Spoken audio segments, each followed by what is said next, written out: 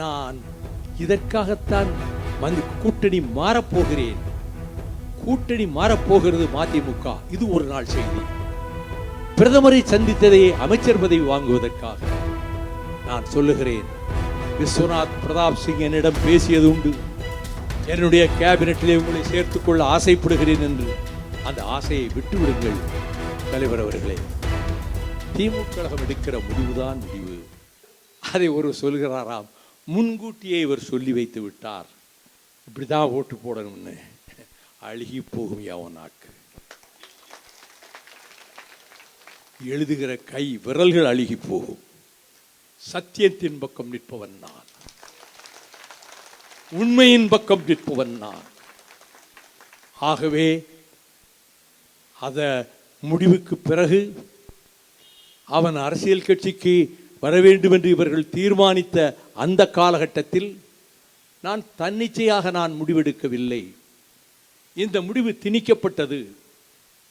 அந்த அடிப்படையில் இப்பொழுது மந்திரி பதவிக்காக போய் மனு போடுகிறான், பிரதமரை சந்திக்கிறான். மறுமலர்ச்சி திமுக அமைச்சரவையிலே சேர துடிக்கிறது என்று என் மீது மிகுந்த அன்பும் அளவற்ற மரியாதையும் வைத்திருக்கிற பத்திரிகைகள் 8 காலம் போடுகின்றன. ரொம்ப வாழ்க பத்திரிகா தர்மம், வாழ்க அவர்களுடைய பத்திரிகைகள். நான் இதற்காகத்தான் கூட்டணி மாறப்போகிறேன். கூட்டணி மாறப்போகிறது மதிமுக. இது ஒரு நாள் செய்தி. பிரதமரை சந்தித்ததை அமைச்சர் பதவி வாங்குவதற்காக நான் சொல்லுகிறேன். விஸ்வநாத் பிரதாப் சிங் என்னிடம் பேசியது உண்டு. என்னுடைய கேபினெட்டிலே உங்களை சேர்த்துக் கொள்ள ஆசைப்படுகிறேன் என்று. அந்த ஆசையை விட்டுவிடுங்கள் தலைவர் அவர்களே. திமுக கழகம் எடுக்கிற முடிவுதான் முடிவு. என்னையே பிரேரித்தாலும் நான் ஒருபோதும் அமைச்சராக ஒப்புக்கொள்ள மாட்டேன் என்று சொன்னேன். 98லும் 99லும் அடல் பிஹாரி வாஜ்பாய் பிரதமரான போது என்னுடைய அமைச்சரவையிலே நீங்கள் சேர்ந்தால் என்னுடைய கேபினெட் பலம் வாய்ந்ததாக இருக்கும். You will be a pillar of strength to me என்று வாஜ்பாய் சொன்னபோது அவர் வீட்டுக்குள்ளே அத்வானியும் இருக்கிறார். நான் சொன்னேன் அவரிடம், ஒரு காலம் அமைச்சர் பதவியை நான் ஏற்க மாட்டேன். Even otherwise I will be a pillar of strength to your government on the floor of the parliament. இல்லாவிட்டாலும் கூட உங்களுக்கு பக்கத்துணையாக வைரத்தூணாக வைகோ நிற்பான் என்று சொல்லியதும், அவர் ஈரோடு மாநாட்டிலே, உங்கள் கொங்கு மண்டலத்திலே நடைபெற்ற மாநாட்டில் உள்துறை அமைச்சர் லால்கிஷன் அத்வானி பேசும்போது, Vaiko is a rare peculiar specimen, அவர் ஒரு வித்தியாசமான ஒரு ஆள். நானும் வாஜ்பாயும் எவ்வளவோ சொன்னோம், நீங்கள் கேபினெட் மந்திரியாக வேண்டும் என்று.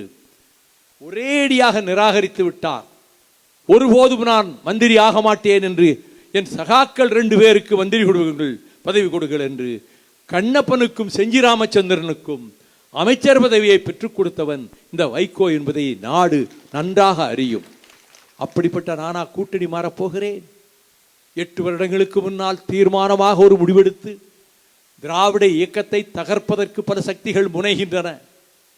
திராவிட இயக்கத்தை காப்பது நம்முடைய கடமை என்று முடிவெடுத்து நிர்வாக குழுவிலே கலந்து பேசி எல்லோரிடமும் 1.5 மணி நேரம் நான் விளக்கம் தந்து நாம் திராவிட முன்னேற்ற கழகத்தின் தலைமையிலான அணியில் போய் சேர்ந்து விடுவோம். திமுக கழகம் பலமான கட்சி, கோடிக்கணக்கான உறுப்பினர்களை கொண்ட கட்சி, சல்லிவேர் வரை ஊரெங்கும் பரவி இருக்கிற கட்சி. அதை சிதைப்பதற்கு முனைகிறார்கள் வடநாட்டில் இருந்து வந்து. அதை நாம் அனுமதிக்க கூடாது.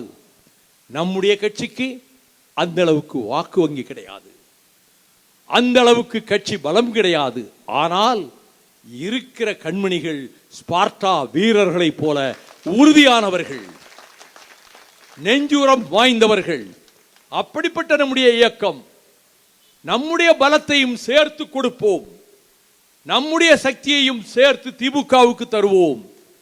அது நம்முடைய இறுதியான உறுதியான முடிவு என்று அறிவித்து, இதே கோயம்புத்தூர் விமான நிலையத்தில் இன்றைய முதலமைச்சர் வருகிற போது என் சகோதரர்கள் இங்கே இருப்பவர்கள் எல்லாம் பார்க்க நான் அந்த விமான நிலையத்துக்குள்ளே காத்திருந்து இன்றைய முதல்வர் தளபதி ஸ்டாலின் அவர்களிடத்தில் நாங்கள் ஒரு முடிவெடுத்து விட்டோம், திமுக கழகத்தோடு கரம் கோர்ப்பது என்று நான் சொல்ல, அதை போய் அப்பொழுது பேசினால் செவிகள் கேட்கும், மனம் புரிந்து கொள்ளும் அந்த நிலையில் இருந்த கலைஞர் அவர்களிடம் அவர் போய் சொல்ல, அதற்கு பிறகு ஒரு நாள் அவருடைய நீண்ட நாள் வாழமாட்டார் உயிரோடு என்றபோது நான் பார்க்க சென்றேன்.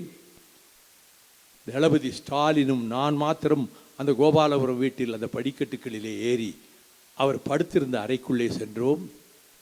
படுத்திருந்த அவரிடம் ஸ்டாலின் அவர்கள் அவர் தோளை தட்டி, அப்பா வைகோ வந்திருக்கார்ப்பா என்று சொன்னார். லேசாக கண் விழித்து பார்த்த கலைஞர் அவர்களிடம், நான் உங்களுக்கு எப்படி பக்கபலமாக ஒரு காலத்தில் போராடினேனோ உடனிருந்தேனோ அதே போல தம்பி தளபதிக்கும் நான் பக்கபலமாக என்றைக்கும் இருப்பேன் என்று உங்களிடம் நான் உறுதியளிக்கிறேன் என்று சொன்னதை திருச்சியில் நடைபெற்ற ஒரு புத்தக விழாவில் இதே வார்த்தைகளை ஸ்டாலின் சொன்னார். நான் சொன்னால் வேண்டும் என்று சொல்வதாக அவர் சொன்னார்.